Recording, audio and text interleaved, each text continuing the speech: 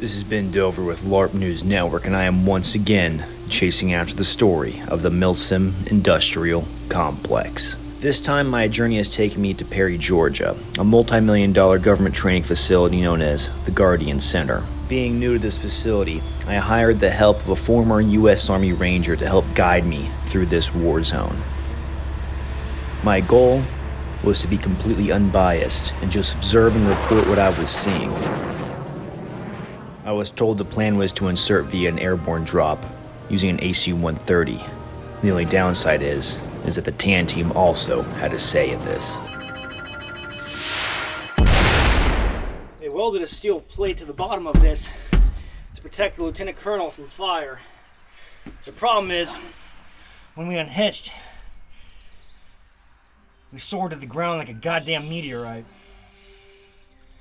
When we landed, the grass was wet. 32 guys died just like that for Lieutenant Colonel Fubar. After this near brush of death, with the AC-130 going down, we quickly moved into the town, where the meat grinder made itself apparent to me. The fighting was fierce and ferocious, and both sides took heavy casualties.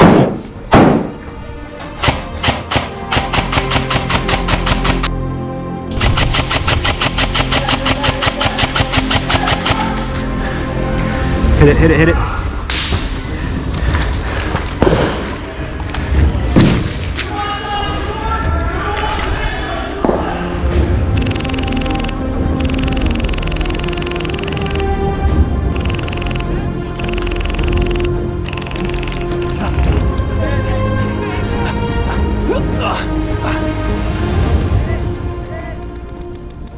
Despite my best efforts, I was quickly swept up into the fighting.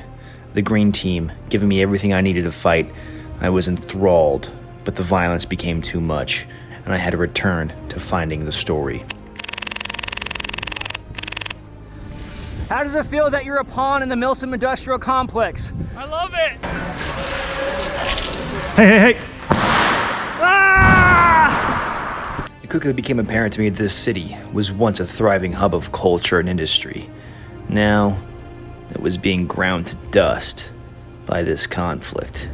No matter where you are or what you're doing, physical fitness is still king, especially in a conflict such as this, where cardio and rigorous physical demands must be met. So to do this, we also sharpened our bodies to stay in the fight as long as possible. This has been Dover with LARP News Network. I'm reporting here live from the front where Green Team has taken significant ground against the Tan Team. Though this conflict rages on, I'm still trying to get to the bottom of who's truly profiting off all these LARPers. The Milsim Industrial Complex for years has been profiting off the dying and fighting of these young men, LARPing for a chance at glory. Well, we're out here getting to the bottom of exactly what's going on. Are you getting this? Are you getting this? Sir, excuse me, sir. Sir, I see you're fighting for the Green Team. Are you okay being a pawn in this Milsim Industrial Complex conflict? A pawn? What do you mean by a pawn? Each year, the Milsim Industrial Complex sends these young LARPers to go fight and die for a conflict that they don't have any stake in. I mean, why would you not have a stake in people who are just trying to defend themselves? Right, well, we're trying to defend ourselves, but the only real winner I see is the Milsim Industrial Complex, profiting of us all dying out here. The more they profit, the more we fight. Back to you.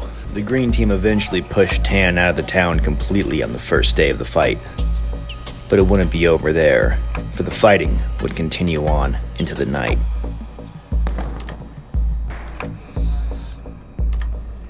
Oh, they're behind that fucking that truck over there. Yeah.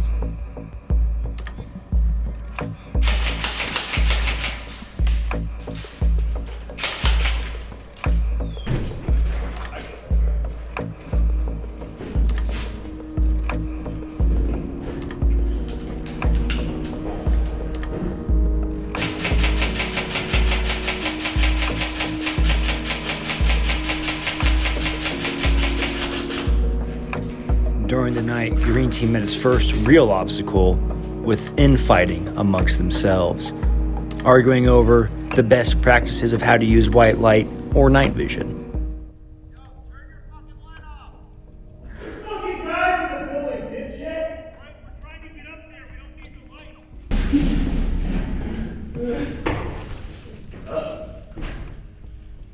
happened? What? No, not getting into it. And no one wants to use their white light to actually look and see what they're firing at. And then when the white light goes on, it floods out their nods like, no! I spent $250 to rent these, but I really can't see who I'm shooting at. I'm Nick, I don't know how to break this to you, man. If I'm gonna be honest, I kind of just been shooting at everybody. Just another example of the profiting going on of the Milsim Industrial Complex. The night vision company Nocturne Industries was there to make even more money off of all the LARPers seeking thrills of the night under nods. They even supplied me with a pair of night vision. At first I was grateful, but then it only let me see the slaughter happening in the dark. Dope. We've been fighting tan team all day. During the night I had an epiphany. With any conflict, there's always three stories: your side, their side, and the truth. And to get to the truth, I had to get in with the tan team. So under the cover of darkness, we infiltrated and joined up with the tan team. Yet again, I swore to myself to stay unbiased and to not fight my brothers in arms, the green team. I would soon learn that that too would be impossible.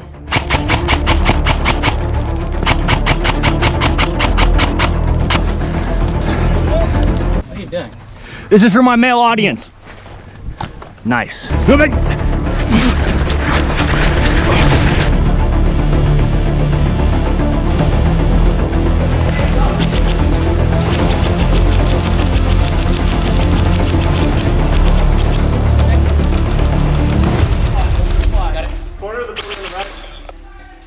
This time with the tan team on day 2, things seemed to be going better for us. The fighting in the city was ferocious, yet we were gaining more ground and quicker. It seemed at one point we even held the city entirely before Green Team made a counter-assault. We held up in a gym, making it a stronghold, our bastion of defense, yet Green Team wouldn't stop, and they made a large push, but it cost them dearly.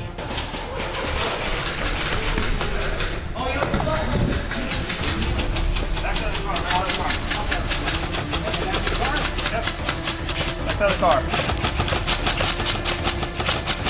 Got him. Dead. It's a whole nother company! Gun Tuber's Magnum and airsoft. I play both sides, so I always come out on top. It seemed like things really were turning around for the tan team on day 2, but we had to be sure. We had to strike right at the heart of the green team. So we made it a spearhead rush to occupy the 2 buildings closest to their fob, to drive a wedge into their lines and to force them to come at us. This will free up a large portion of the other teams to move about and secure better positions. We may have died during this assault, but it'll be worth it to win the war. I don't feel it! I don't feel it!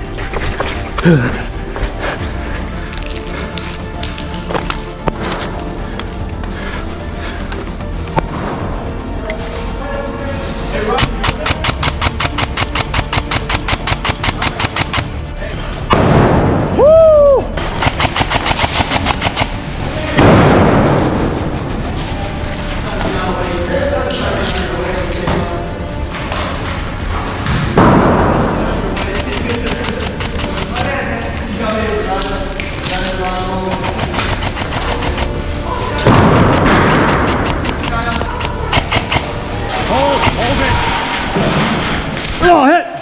Ah! And though we fought fiercely and bravely, we were just too overwhelmed by the statistical advantage that the green team had, and took them about a platoon and a half of men to kill our 8-man element. This video is dedicated to the brave souls lost fighting and dying for that tan Alamo. God rest their souls.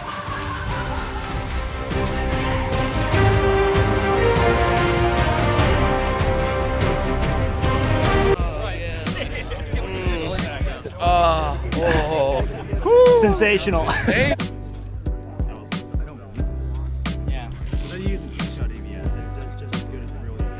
No, the Russian one is better because they don't give a fuck about. And action. It's gonna get banzai! Action. You overshot it.